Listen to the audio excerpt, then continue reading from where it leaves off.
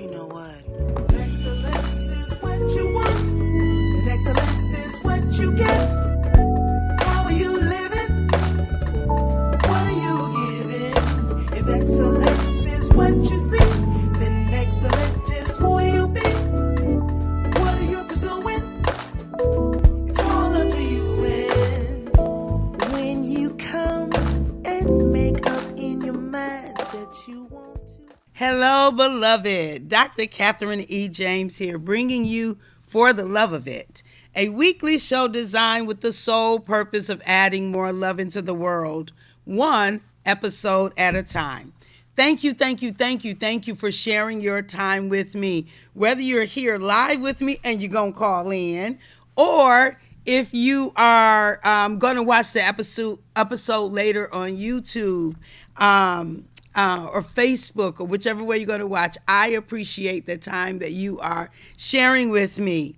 I absolutely, unequivocally, undoubtedly love engagement. And so you see the numbers on the bottom of the screen already. If you can call me at any of those numbers, feel free to dial in at those numbers. I love engagement. Now, For the Love of It takes on many forms, beloved. We just never know what Papa has in store for us. Everything, however, will be anchored in Luke 10:27. Love the Lord thy God with all of thy heart, soul, strength, mind, and your neighbor, wait on it, as thyself.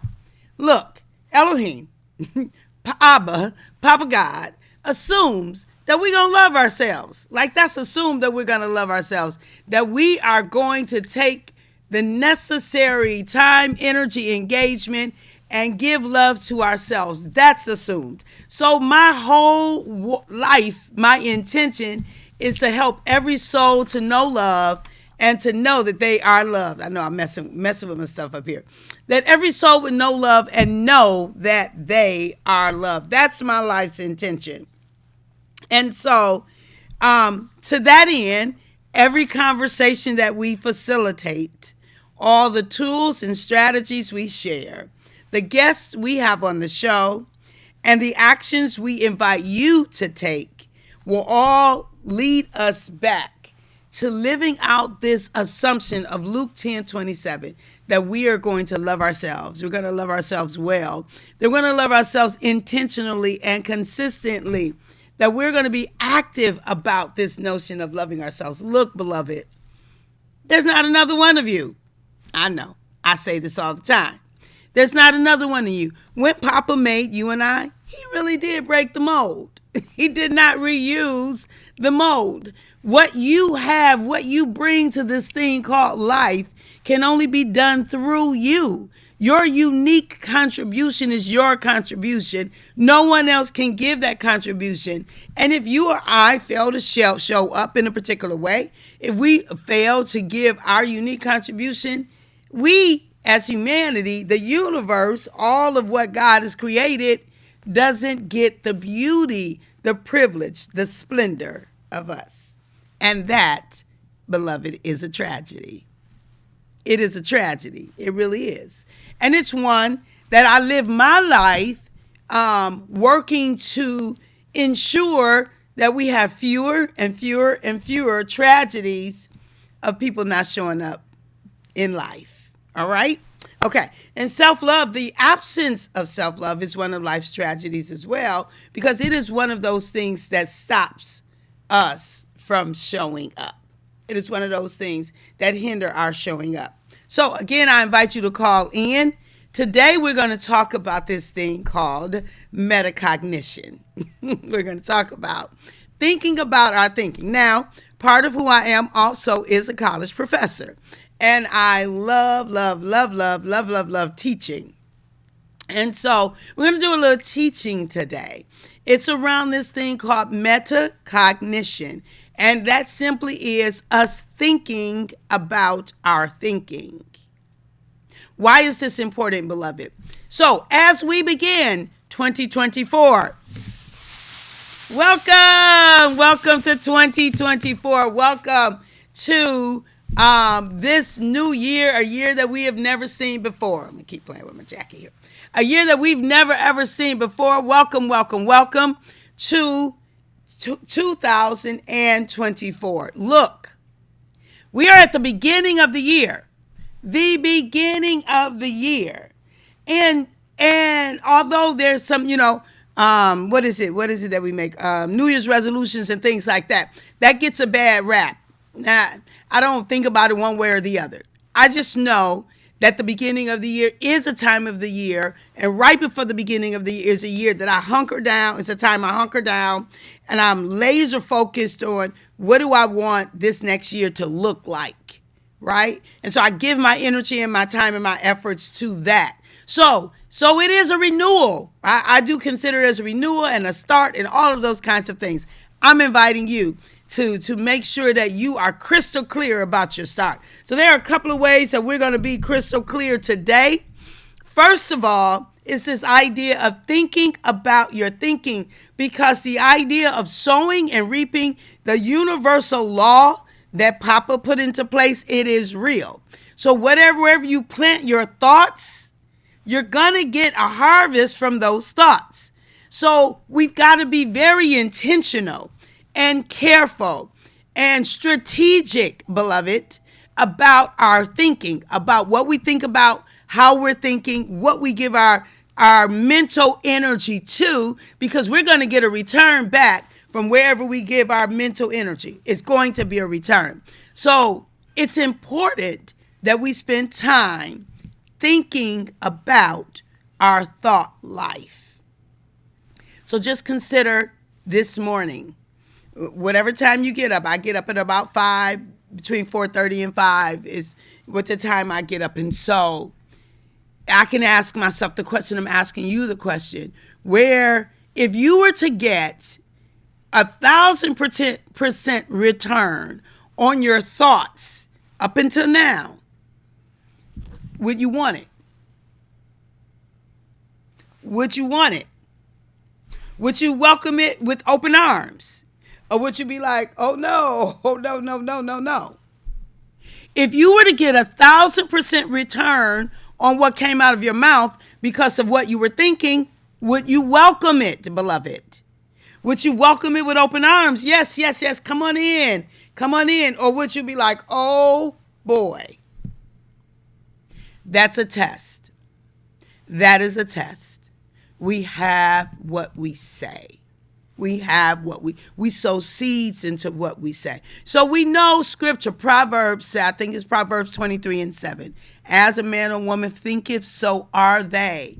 Not as we have a thought, just one thought, one off thought here and there, no. But as we meditate, scripture says to meditate on the law day and night, and ye should be like a tree planted by the rivers of the water. Your leaf shall not wither, and whatsoever you do shall prosper. Right? So meditate. What we focus on, what we give energy to, what we consistently say to ourselves over and over and over again, we build our life from our thoughts. So, beloved, what are you thinking? What is it that you focus on? What do you give your thought energy to? What captures your imagination? Because that's what's building your life. That is what's building your life. So we don't get to control every situation that happens in our life. We don't, because life is life and it will happen. Whether we agree or not, life will happen. But we do get to decide what we bring to what happens, how we're going to show up in what happens. We do get to decide that. Our thoughts about something, beloved, make something better or worse.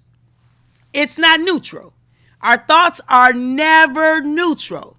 They make something better or worse. They are not neutral.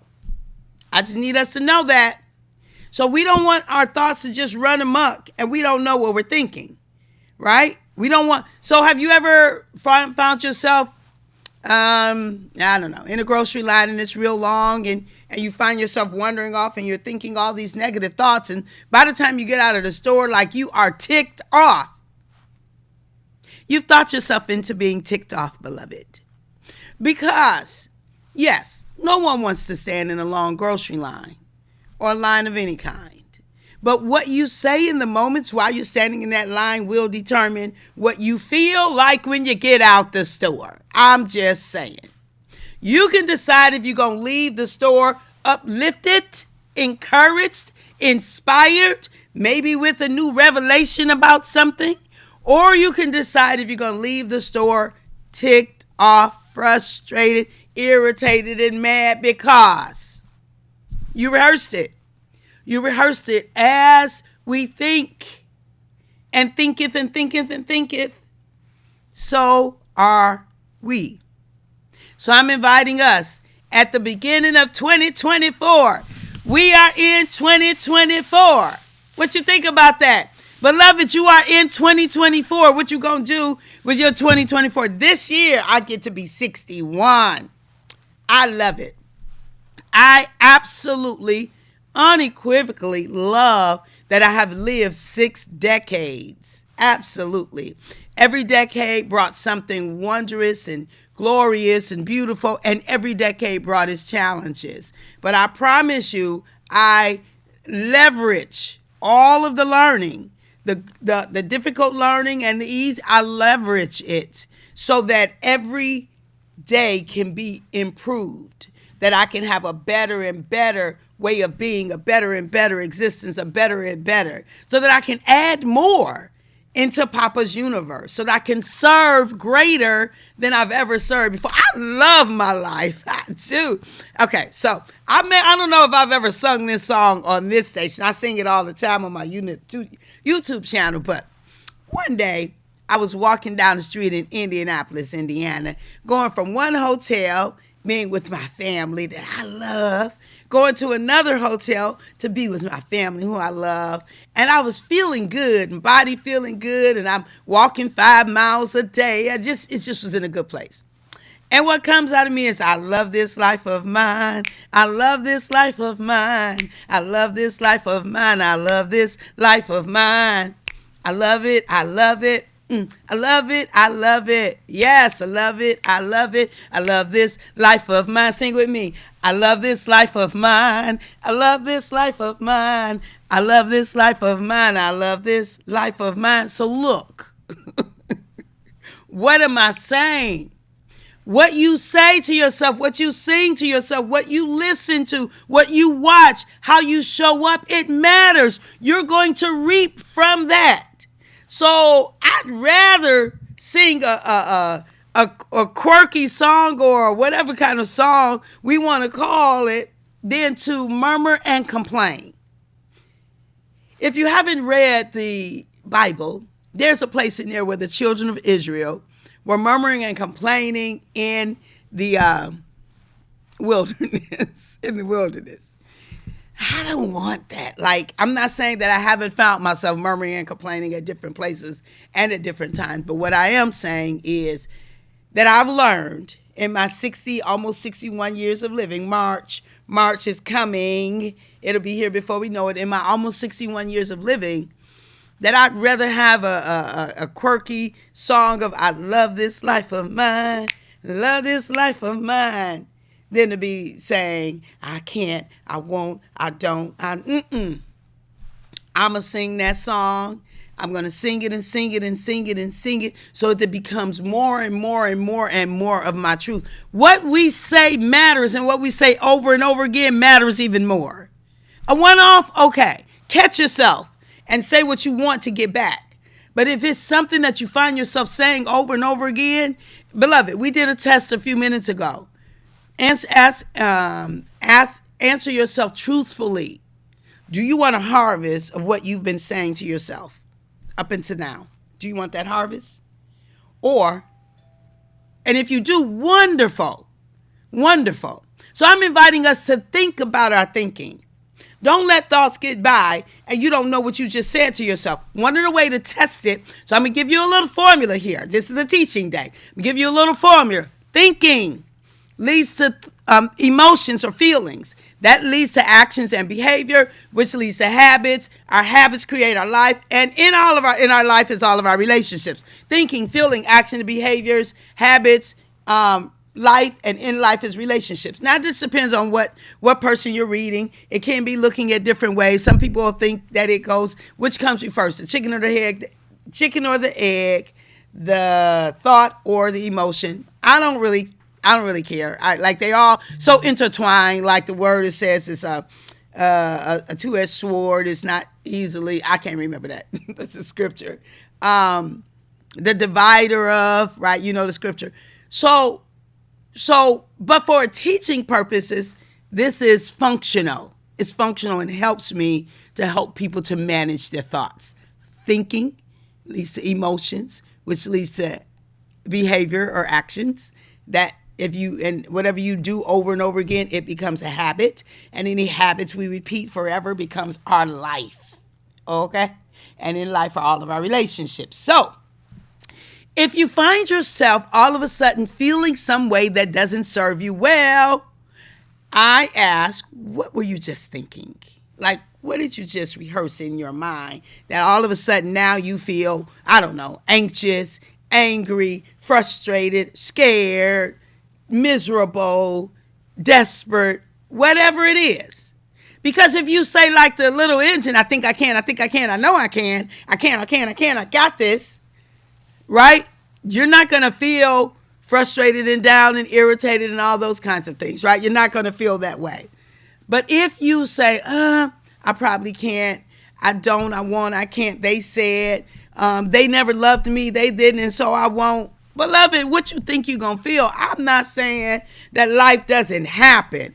Life happens to all of us. I am saying it's not what happens to us that determines our outcome. It's the meaning that we give what happens. It's what we say about what happens that determine our outcome. Let me just give you some examples that can cut to the chase. People who were in the Holocaust, right? Who survived it and lived to tell the story. How did they make it? They couldn't do anything about their external circumstances. Oftentimes, beloved, we can't do anything about our external circumstances. But it was what they thought. Viktor Frankl, the man's search for meaning. Read the book. That helps us to understand. It's our attitude. And attitude is determined by our thought life. Okay? Think about anybody in slavery, right? In order to be Harriet Tubman, right? My first she wrote. Harriet Tubman, of a famous person. Because my first sheroes are my mamas and my grandmamas and my aunties. Those are my first sheroes, right? And so, as we think about her thought had to be, I'm going to do this. This is mine. Like she told folk, you not going back nowhere. You either coming over or you dying right here. She had to believe in herself. She had to believe in where she was going. She had to believe in the possibility of things. And then we think about Nelson Mandela, Martin Luther King, Gandhi, Mother Teresa. Their thoughts had to be thoughts of faith and belief and hope and a knowing. Had to be. Because if it wasn't, there's no way they would have been able to surmount and do the difficult, life-changing, history-changing actions, live the lives that they did. I'm just saying.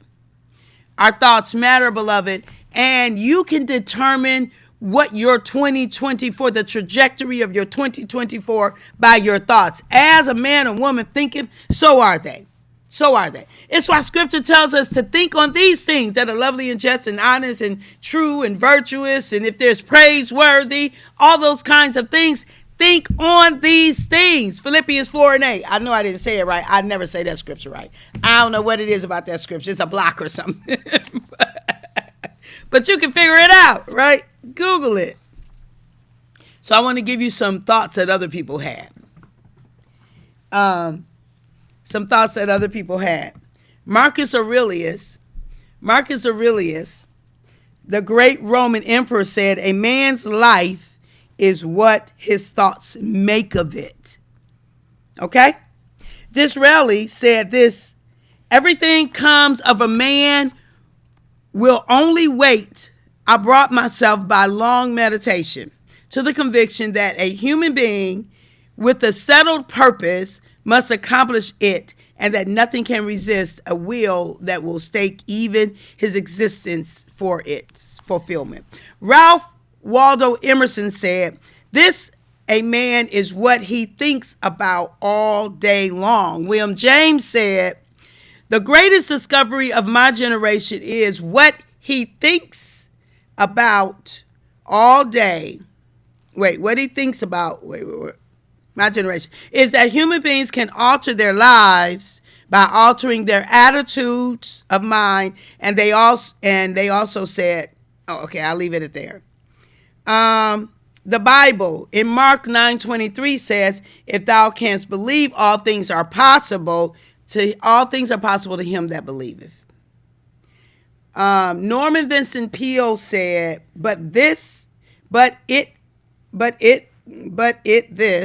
I don't know. This is one of the greatest laws in the universe, and he wished that he had discovered it when he was very young. And basically what he said, let me see. If you think in negative terms, you will get negative results. If you think in positive terms, you will achieve positive results. That is the simple fact. It went on to say, which is at the basis of an astonishing law of prosperity and success. In 3 words: believe and succeed. So, what you think matters. What you think matters. What you think matters. Let's see if I can find one more. All right, I think that's all I can get out of here. The words are very small. So, all right, beloved. It matters what you say to yourself. Thinking about your thinking. So I want to invite you to decide what is going to be your thought for the year. My thought for the month is that I am going to fulfill. Let me see. I think I took that paperwork. So my thought for the month is that my very intention, my absolute intention, is to fulfill the dream, right? That God has dreamt for me. I thought I brought it up here with me. That's my thought for the month, is that I am going to fulfill my dream. I'm going to do everything that I can. I'm going to show up to life. I'm going to lean into the dream that the Creator has dreamt for me, and I'm going to fulfill that dream. I'm going to fulfill the dream that God, Elohim, the Creator of the universe, dreamt for me at this season of my life, 60, almost 61. That I will show up every day. I will do everything within my power. Go to sleep early, get up early. Like, be at the computer, be in prayer, be in meditation, do my reading, make myself available for the information that I need, and pour it out. I will serve, and overserve. And so if you don't know it, I serve all the time, beloved. And so what will be your statement for the week? What will be your statement? I am intending to lean into the dream that the Creator has dreamt for me. You know, Oprah Winfrey said this, and it really is changing my life. The more that I own this, I have a dream. And it's okay. It's okay to have a dream. But I am determined that my dream must be aligned with the dream that the Creator of the universe, He who created each one of us, dreamt for me, that His dream is way more expansive and greater than mine could ever be. So I will yield anything that does not align with Him and align with Him, because I want the dream that He dreams for me, and I want you to have the dream that He dreams for me. Beloved, we are coming to the end. My self-love tool for today is metacognition. Think about your thinking. And if your thinking doesn't move you closer to love, if it doesn't move you closer to freedom, then I'm encouraging you, admonishing you to think something different. It's not easy, but it's doable, and it's necessary for you to maximize your life. So, remember, our self-love mantra: we are irreplaceable, unrepeatable, remarkable miracles with our own special brand of brilliance. Remember that you're impossible to be replaced. You cannot be done again. You are uncommon and extraordinary, and you, miracle, are a surprising and welcomed event. And I'm inviting you to take action. I will always invite you to take action. Don't just be inspired, but make a plan and work that plan out. Share that plan, right? More, and I want to invite you to more love. Please join the movement. We need more love into the world. So if you go to my website, we got an updated website. Yay!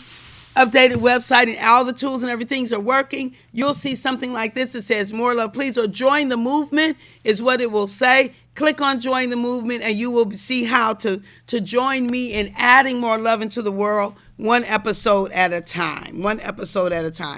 And then Amazon bestseller, Freedom is Our Birthright. That's my story, how I discovered scarcity and how I continue to release it so I can live my full life without any hindrances. Our other book, the seminal work, is Self-Love, a gift you give yourself. You can get that on Amazon just like you can get the other works. Look for other books coming down in the pipe.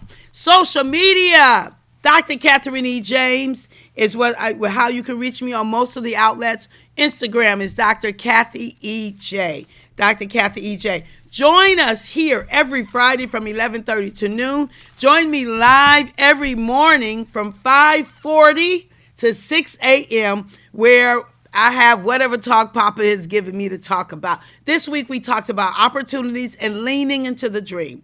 Dr. Catherine E. James, make sure that you subscribe and follow, and beloved, so that you can get those downloads that come from the throne room.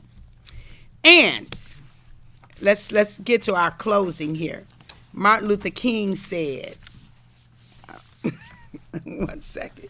Let's see. I hope I got it up here because we might. Oh, here we go. Oh, I need to also say, remember the conversations, tools, and strategies offered on this show is not intended as a substitute for official mental health practice. If you are needing service, be sure to get seek out mental health professional. Dr. Martin Luther King said, everybody can be great because everybody can serve. You can serve. You don't have to have a college degree to serve. You don't have to make your subject and verb agree to serve. You don't have to know about Plato and Aristotle to serve. You don't have to know Einstein's theory of relativity to serve. You don't have to know the second theory of thermodynamics in physics to serve. You only need a heart full of grace and a soul generated by love. You can be that servant. Beloved, this has been Dr. Catherine E. James serving you for the love of it at WHPR TV Detroit. I love you. You know what? Excellence is what you want, and excellence is what you get. How are you living? What are you giving? If excellence is what you see, then excellent is who you be. What are you pursuing? It's all up to you. And when you come and make up in your mind that you want to be